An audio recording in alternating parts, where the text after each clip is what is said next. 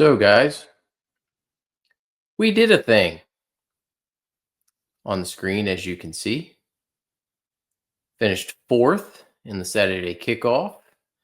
Uh, so, we're going to break this thing down and figure out why and how this went the way it did. Nice little 7K hit here.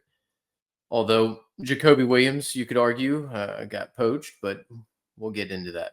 So, starting the week, I was very high on Marcel Reed. That worked out to a T, mainly because of game script. He played awful in that first half and just turned it around. Now, Mario Craver ended up being terrible, but that was mainly because Reed missed him wide open for a touchdown. But coming back at 18%, I was pretty pleased with that play. He was a guy that I knew I wanted to get into teams.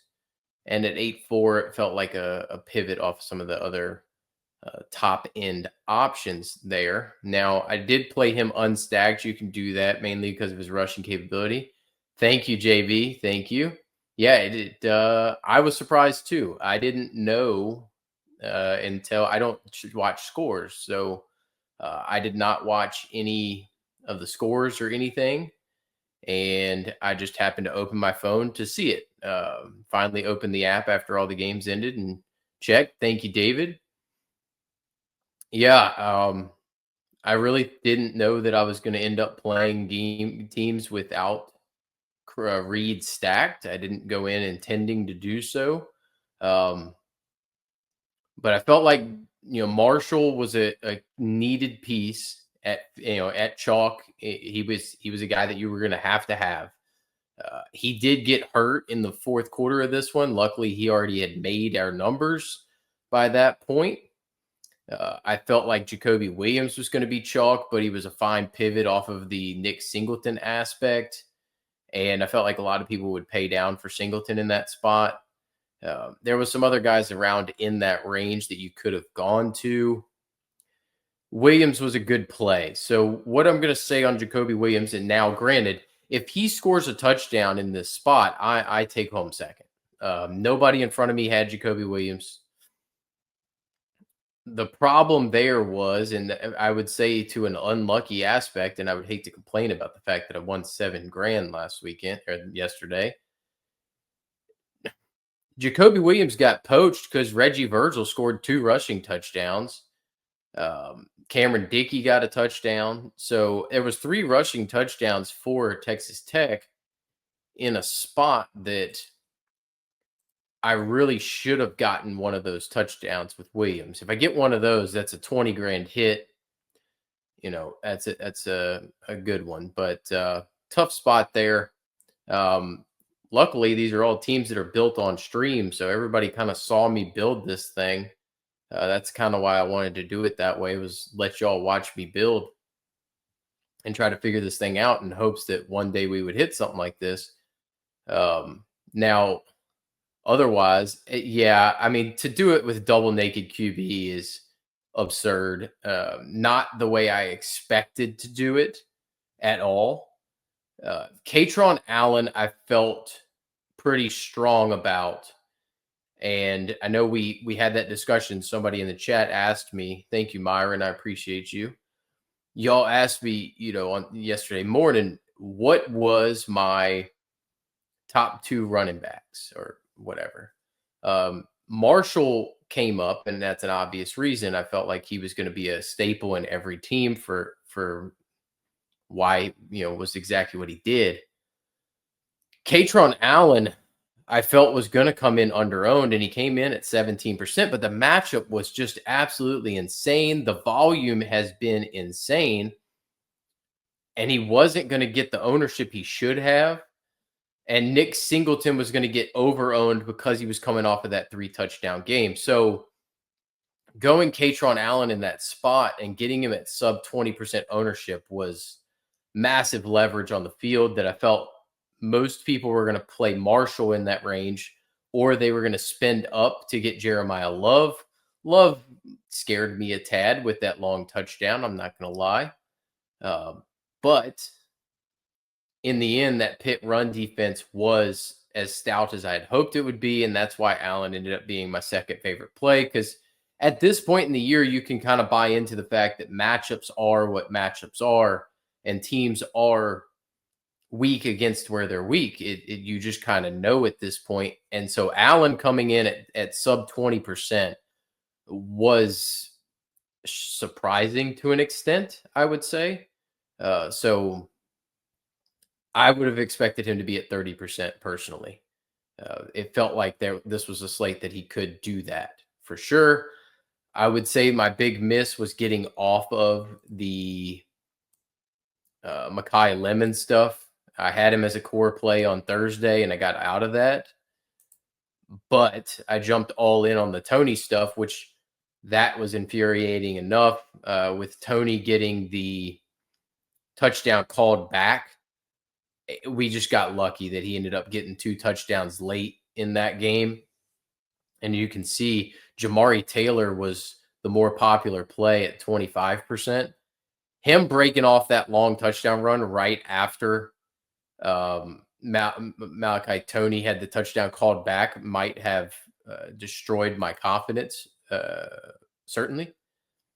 But Malachi Tony getting those 2 late touchdowns really did it well. Yeah. Oh, the night slate went great for me too. I had a ton of Keywan Lacey and Ahmad Hardy. I think it was kind of like a tale of the 2 slates were very similar. Allen and Marshall, people didn't play both necessarily, and then similarly, not everybody played Lacey and Hardy, and I felt like both were necessary plays, and we're going to talk about those games here in a second, but the differentiators and the winners, I would say, of this lineup that got it over were Allen, because the matchup was insane and you could buy into that. B, Trell Harris, similar reasoning. You know, Duke is awful on the back end. Duke is awful on the back end. And Harris has the upside to do it, and he absolutely cooked. Watching that game, I really do wish I had some Chandler Morris or more Chandler Morris, but going Trell Harris made too much sense. And to get him at 24% ownership at 4,200, people don't like to play those 4K wideouts. Faison was a terrible miss on my part. I'll wear that one as well. That was a big time miss on that call. And I ended up getting off of some Fields because of the Raritan stuff. But I was way too heavy on Fields. I was way in on Fields. And Raritan was the second best option in that Notre Dame pass attack. They were drawing tons of stuff up for him. And I will say, I did come a yard short on the Fields call.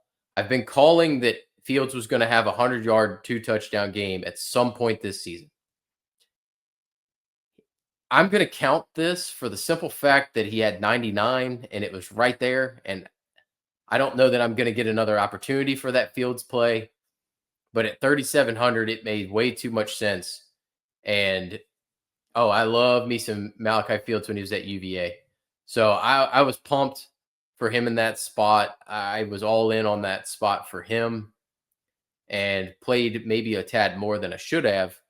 I mean, in theory, right? This is all game theory. It paid, but being that much overweight on the field might not have been the best decision. Although Keelan Marion did do well as well at 3,800.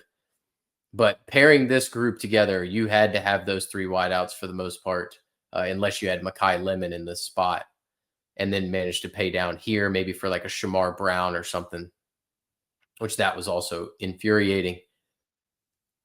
And I saved the man for last. He came in at 41% owned. And to be honest with you, if I knew he was coming in at 41% owned, I probably would have played even less of him. Y'all know my rules. Somebody said it in the chat, on Saturday morning when I was talking about Jeff Sims. Rule number 1 for me is friends don't let friends play Cam Fancher. Rule number 2 is friends don't let friends play Jeff Sims. So I find it only fitting and appropriate that in a lineup that wins me $7,000 and comes in fourth in this contest, it's Jeff Sims who's in it. And I was discussing with my wife this morning and telling her that my chat even told me you're not allowed to play Jeff Sims. You said so yourself. Maybe I should buy a Jeff Sims jersey, at which point I don't know what team to buy it for at that point because Nebraska, he broke my heart multiple times, or well, definitely that Colorado game stands out. I still remember that 50-yard touchdown right after half, and then the subsequent benching that occurred right behind it. I'm not bitter 2 years later. Don't get me wrong. Georgia Tech, very similar stories. But alas, I was thinking, hey, maybe we don't ever have to talk about Jeff Sims again. And here we were with a West Virginia matchup on the cards. And then next week is Colorado, which I'm afraid I'm going to be in on Jeff Sims again, which I'm getting afraid of the fact that we can't leave it alone. Buddy, Myron, if he is, I'm not playing him. I promise you that. If Jeff Sims is over 8K, over 9K, he's definitely be over 8. He's probably going to be 8.2, 8.6 if I was to guess. If he's 9 plus, I'm out. The man threw for 3 touchdowns. That was the most shocking part of this whole development. My buddy was laughing at the fact that Jeff Sims is the one who got me there. Myron, I'm going to talk about that in a minute because I'm very frustrated at that result as well. Bird Ficklin of all people. So, but yeah, my shock when this popped up is not to be understated. Funnily enough, it's the first team that I put in because you don't see a number next to it, which is kind of funny. But we painted the board pretty good in this spot, so pretty pleased with this. I'll be honest. So I thank you guys for following it. I'm very happy that none of you put that same lineup in to this tournament because then I would have been splitting fourth, and it would have meant less money for me. So appreciate that.